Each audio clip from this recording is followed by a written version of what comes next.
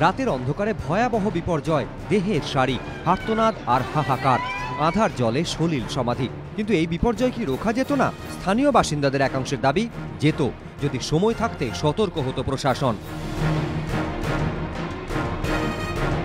দিনরাত নৌকা করে নদী পারাপার, ঝুঁকি যে রয়েছে তা কারো অজানা নয়। আর সেই কারণে বিকল্প হিসেবে ভাবা হয়েছিল লঞ্চের কথা।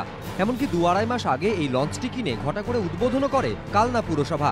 কিন্তু তারপর সেই লঞ্চের স্থান হয়েছে শান্তিপুর ঘাটের এক কোণে। ধুলো জমা যে লঞ্চে ঘটনার পরদিন আছড়ে পড়েছিল সাধারণ মানুষের ক্ষোভ।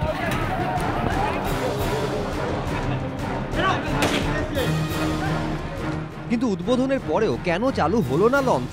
তৃণমূল পরিচালিত কালনা পুরপ্রধানের গলায় সাফাইয়ের সুর।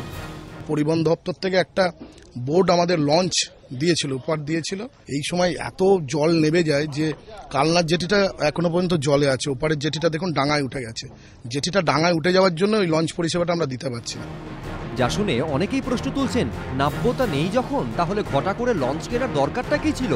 সেই টাকা তো অন্য কোনো উন্নয়নমূলক কাজে ব্যয় করা যেত। সিপিএম এর অবশ্য দাবি, শাসক দলের তোলাবাজির স্বার্থে জলে নেমেও কাজে নামেনি লঞ্চ।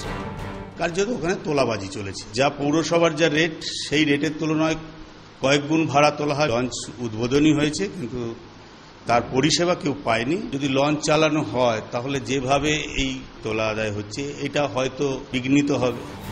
শুধু লঞ্চই নয়, বেহাল দশা বর্ধমানের বিপর্যয় মোকাবিলা ব্যবস্থারও। জেলা দিয়ে বয়ে গিয়েছে একাধিক নদ নদী, কিন্তু জেলা প্রশাসনের হাতে কোনো প্রশিক্ষিত ডুবুরি নেই।